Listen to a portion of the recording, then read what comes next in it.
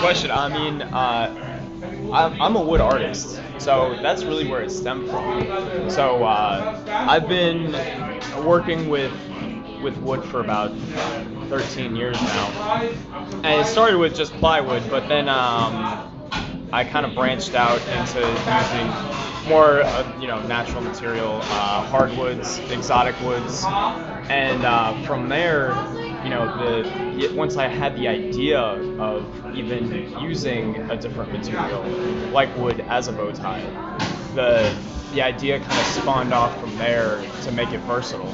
And one of the things that I like about art, a lot of different types of art, but particularly functional art, is that it's multi-purposed.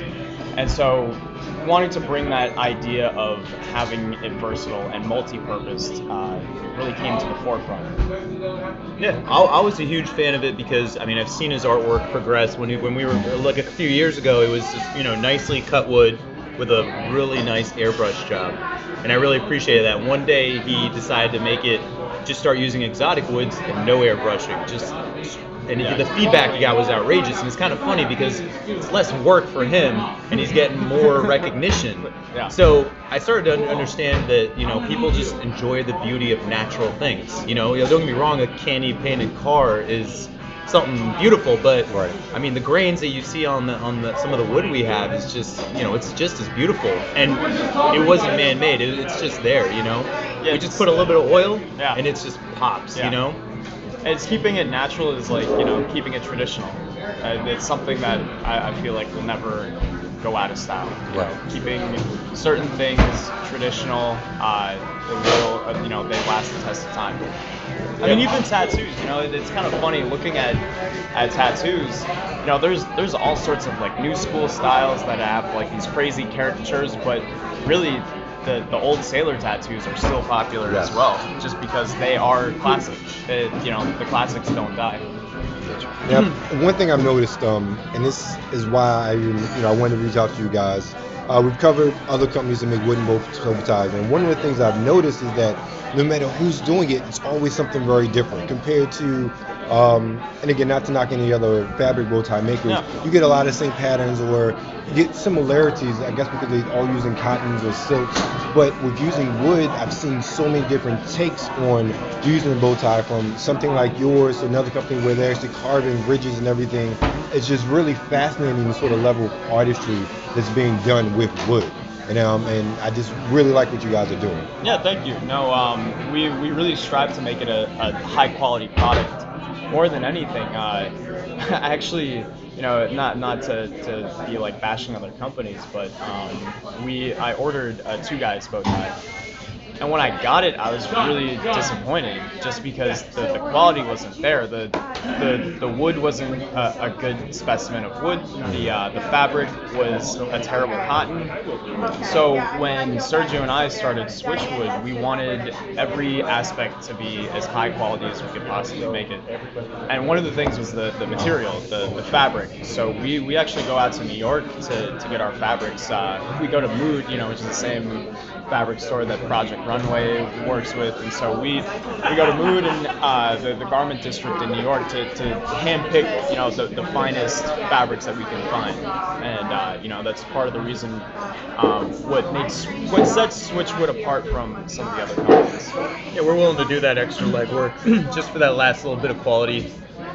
We haven't spared any expense. Most companies are like, oh, how do we get the bottom dollar down? We're like, well, how do we make this better? Yeah. And that aside, how do we make it better? And we went to every fabric company you can imagine within a 50-mile radius. Every single one. Weren't happy with what we found. So then we were just like, all right, well, let's catch a bus ticket to New York, see what we can do. Yeah. And we ended up coming back with a lot of stuff. The beautiful part about a lot of the stores we go to is that they get one roll, and that's it. Like when they're done with that, that's it. So two good things come out of that. One is it forces us to keep switching it up. We can't keep using the same fabric. We'll run out of it, they're out of it, and we got to move on. So it keeps us on our toes, makes us have a fresh product, and it's exclusive. You know what I mean? Chances are you're not going to see someone with a shirt with that same pattern. Not going to happen. They're really exclusive patterns, and their guys do what we do. They go to like Japan, and they'll go to like India and go and buy these rolls, and then that's the end of it, man. There's no more reproducing it. So it's kind of like a nice car. It's just once it's done, like, and they've made that run, they moved on. You know, if you still have one, that's awesome. But yeah, you can't just go and buy a brand new, 68 Mustang if you want to.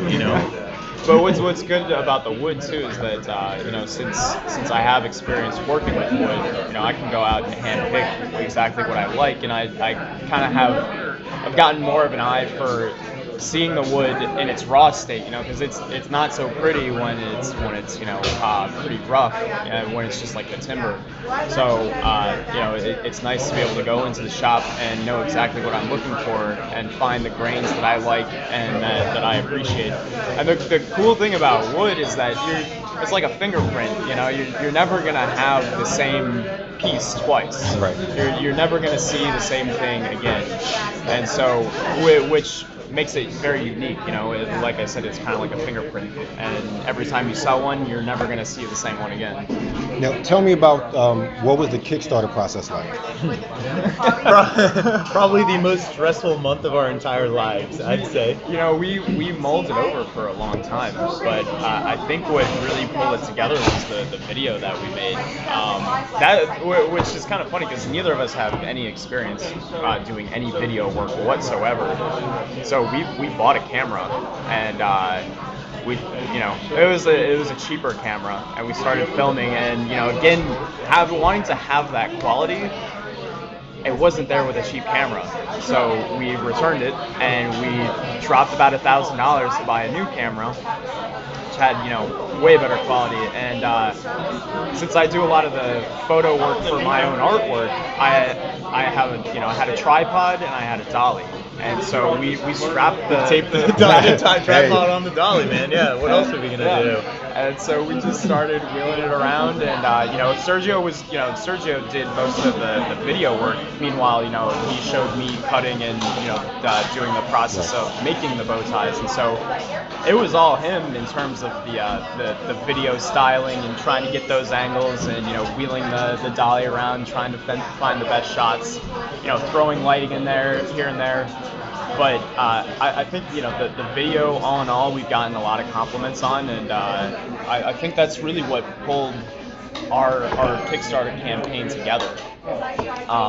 Apart from that, it was just a lot of photos. To get our website going, that was one of the things that had to be done in order for us to even start Kickstarter. We had to have a good website, we had to have good photos, and so it was just a very arduous, long process and again, we wanted it to be as much of a quality thing as we could make it. Now, clearly your Kickstarter was successful, but what has the general reception to the product been? Very positive. Yeah, so far very positive. Before we did all that, we actually wore them out to DC, and the first day we wore them out to DC, we went to this very, very busy bar, right? And you had to go down these stairs, and the whole bar could see you. So whenever someone would come down, you could see like a lot of people would be like, "Oh, who's coming down?"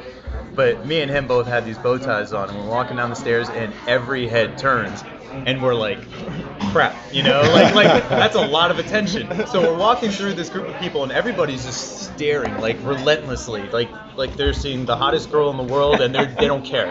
And we're, you're like, don't make eye contact because this is weird. But eventually, everybody's feedback was like amazing. Yeah, we had people coming up to us, and random girls and random guys just coming up to us, just wanting to know what we had on, and as soon as they were into it, their eyes just completely lit up. As soon as we took the ties out and switched them out with something else, they were like blown away. So that was the first time we debuted SwitchWood to any sort of public audience, and I mean, it was at that point we knew we had something that was going to work. Especially in such a fashion-forward area such as DC, especially in the area that we were in. But sorry, to get back to your question about how is it perceived on Kickstarter. Again, really well. I'm sure there's people who weren't big fans, but I don't think they voiced their opinion. They just kept it in their pocket. But no, it was pretty good. And at first we were kind of nervous. We're like, we don't know. But eventually we just kind of were like, you can't think like that. There's going to be negative things coming out all the time. You can't let that get to you. So I think we just kind of tuned any sort of negativity out, if there even was any. And we got a lot of emails from people just trying to inquire about it, wanting to know more information about it. And, getting anybody to give any sort of written response, or, at least starting to ask questions, shows that they're interested. And so, we again, just the feedback was phenomenal. And like he said, we didn't get a lot of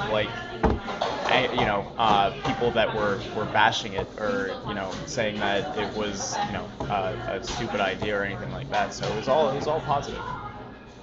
Big turnaround point was we put this thing on our Kickstarter campaign where it was $650 for a deluxe package, and it came with a handcrafted wooden box, came with every single item that we make with your name laser inscribed. And when we made that, we kind of were just mimicking other Kickstarter campaigns where they have different tiers and then one that's like way out here, and most of them never sell it, but you just kind of got to have it.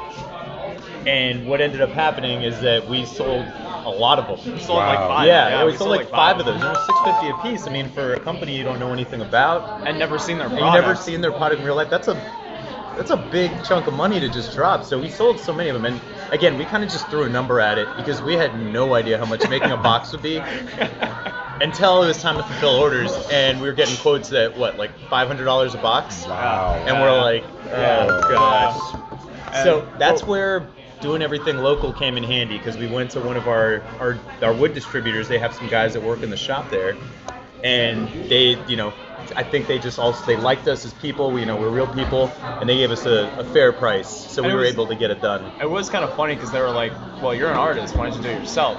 And I was like, "Well, there's a huge difference between doing something that is a traditional craft, like making a box, and opposed to what I do, which is, all my artwork is, more like graffiti inspired, and it's got a lot of curves, and I can be a little more untraditional with the way that I cut the wood. And making a box, it's so meticulous.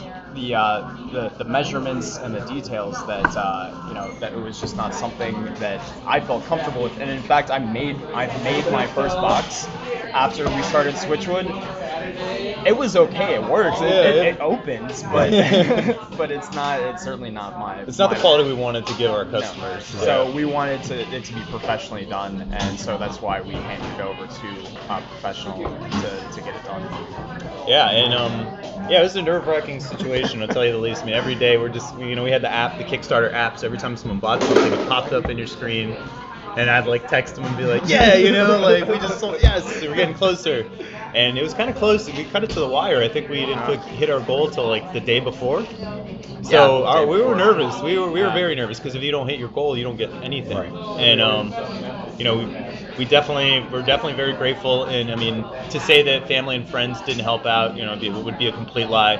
We're both lucky to have very supportive families, and luckily I think that's why we turned out the way we did. It's because we had great families that we're still very close with. And again, though, we had a lot of sales from outside of the country, and the shipping for outside of the country was really high. So it's really neat to just be like, yeah, we sent one over to Korea, to Australia, New Zealand. I mean, about to send one to Iceland. Yeah. Oh, wow. So it's cool to see different people from different parts of the world being interested in it. That's enjoying the product. Yeah, it's cool. Nice. I'm just happy you guys, that everything worked out, because I think I saw it after the Kickstarter. Yeah. I don't know. I know I saw you guys a while before I actually contacted you, and I kind of was just on the binge, like, okay, let me see what's going on. Oh yeah, I remember these guys. Let me email them, and then Drew and I have been playing email tag and phone tag. So it's really, really great to finally get a chance to meet you guys and talk about it. Absolutely. Really great. Yeah, thank you. Yeah, and that Kickstarter campaign, luckily we hit our goals. 10 grand does not take you as far as you think. That's for sure.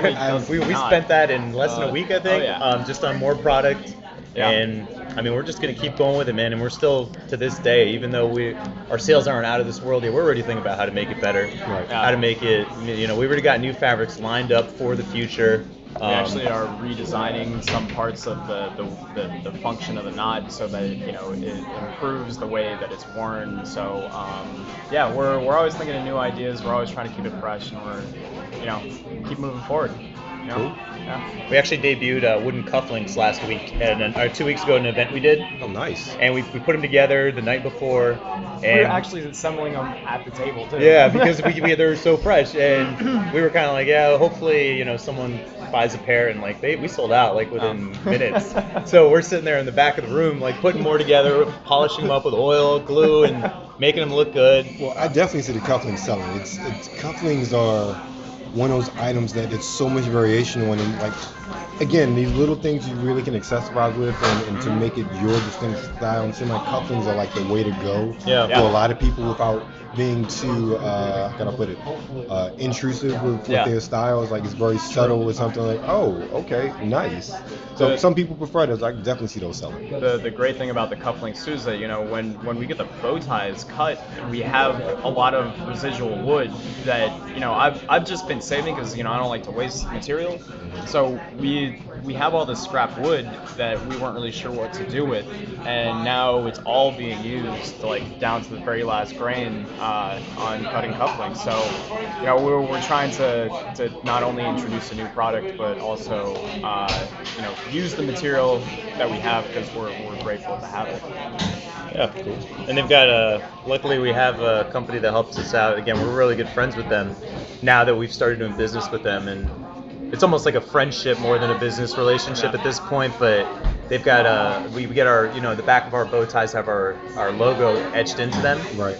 On the cufflinks, we have our logo. It's like this big, and it is clear as can be. Yeah. Like It's every pretty little insane. detail, like what they're able to do is it's mind blowing. crazy. So it's cool. It keeps like a little bit of it's a SwitchWood product, but it's not like over the top, all branded out. That's why we do it subtly on the back of the tie. I don't know. My favorite shirts are the ones that don't have the giant thing on the lapel. You know what I mean? Yeah. And anybody who has style knows that that's a nice shirt. Yeah. Regardless of if it has anything here or not. Exactly. I've never been a brand name person myself. It's either you like it and it looks good or it doesn't. Yeah. That's really what it comes down to. You don't need to plaster it everywhere because if it looks good, somebody's going to ask you what it is. Exactly. And where'd you get it from? Yeah. And those are the people you really care about what they think anyways, right? Exactly. Yeah, we didn't want to be flashy with any part of the product either. In terms of the wood, we wanted it to just be as natural as possible. And so, again, like Sergio said, all we did was put oil on the wood. And, the material, we wanted to be classy, traditional. Laser etching into the face of their bow ties. And to be honest, neither of us are a huge fan just because I feel like it detracts from the natural beauty of the wood. So, we're again just trying to keep it traditional, classy, and that it doesn't go out of style. Yeah. Sounds good to me. Yeah.